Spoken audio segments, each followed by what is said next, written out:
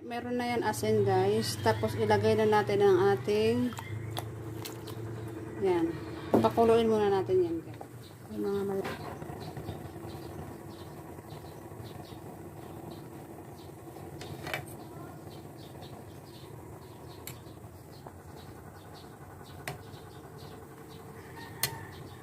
lagay natin ang ating mahiwagang talbos ng kamote. Ating mahiwagang kalamansi.